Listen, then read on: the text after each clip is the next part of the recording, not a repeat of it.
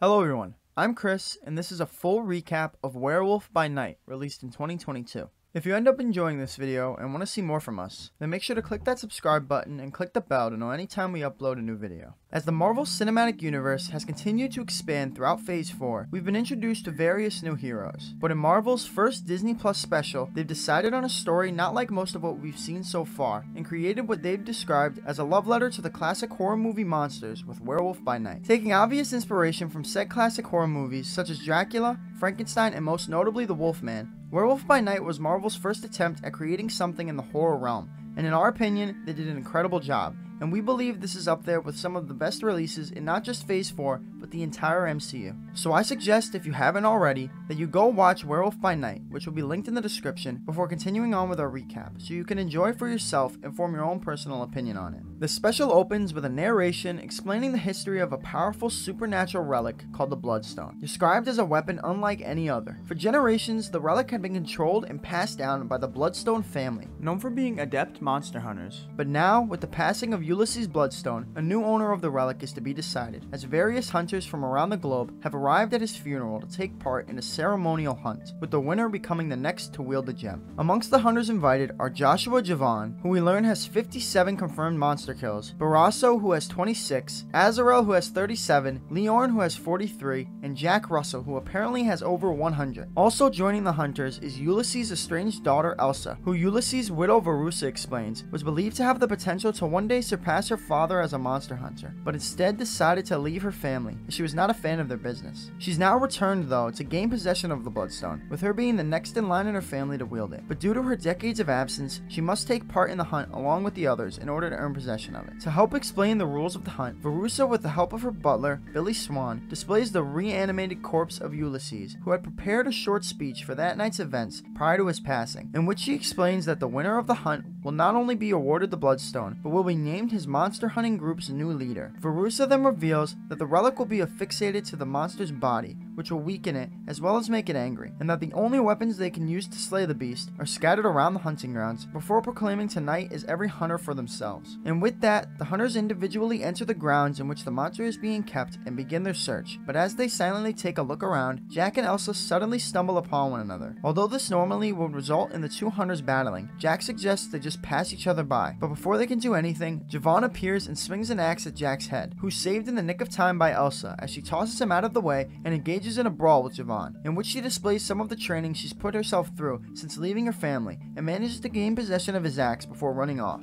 As she continues on with her search, she discovers footprints left by the monster, before she's suddenly attacked by Leorn with the use of a crossbow gauntlet, but she manages to thwart his attack by trapping his arm in the doorway and slicing it off with the axe. He proves to still be a worthy opponent though, as he comes bursting through the door before gaining possession of the axe himself and slicing open her thigh, but she's able to take him out with the crossbow gauntlet still connected to his severed arm before he can inflict any further damage, landing a shot through his throat. Immediately following this, Javan enters the room and begins searching throughout it, but luckily, Elsa's able to keep herself and the dying Leorn hidden, and all he ends up coming across is the axe, which he grabs hold of once again. Meanwhile, Jack has continued on with his search, and becomes the first to come across the monster while hiding against some bushes that the creature suddenly reaches out of and grabs onto him through. But it turns out, Jack actually knows the creature, which is revealed to be the Man-Thing, formerly known as Ted Sallis, prior to somehow undergoing this transformation. It's revealed that Jack knew Ted was locked up here, and has actually arrived to save him and aid him in his escape. And based on the two's short conversation, it appears Ted's found himself in need of Jack's help multiple times before. To get them out of there, Jack plans on using this small device that will create an explosion and in turn, create an opening to the outside world. But as the two are talking, Jack is seen by Azarel, who promptly begins chasing after him and forces him to run and hide.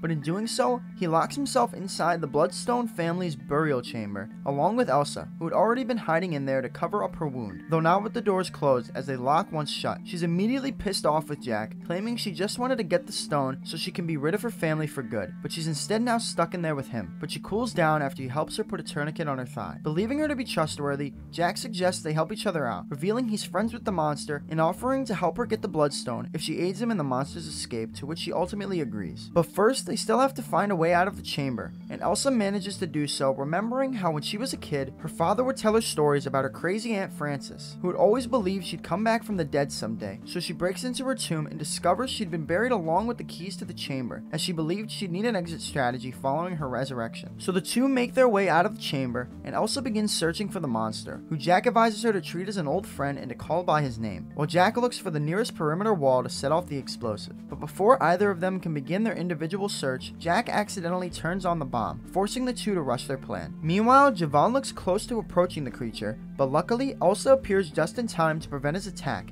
and he's instead killed by Ted, who melts his body with acid that comes spewing from his hand as he grabs hold of his skull. Elsa's quickly able to gain his trust after calling him by his name and informs him that Jack is waiting for him, who throughout this has managed to make it to the perimeter wall, and although he failed to get the explosive to stick the first couple of throws, he's able to place it in between the wall's cracks just before it explodes, which breaks a hole in it just as Ted arrives, and after Elsa removes the stone from his body, he runs off and successfully escapes the temple. With her having done her part of the deal, Jack looks to follow through with his and reaches down to grab the bloodstone, but as he touches it, he launches him back with a sudden blast. Just then, Verussa and a few guards arrive, and the former reveals that the bloodstone's reaction was triggered by Jack being a monster himself. So the guards knock him out, as well as Elsa for helping him, and when he wakes, he's locked inside a cell alongside her. Upon awakening, he apologizes for deceiving her and attempts to ease her fear, explaining that he only transforms into the monster once a month, every full moon, and that there isn't another one for 5 days. But that doesn't seem to matter tonight, as she reveals that the bloodstone can transform him in 5 seconds. Verussa, the remaining hunters, and a few guards then slowly begin entering the room. So Jack quickly informs Elsa that once he transforms, to not break eye contact with him no matter what, and profusely sniffs her in hopes of remembering her following his transformation. She questions if this will really work,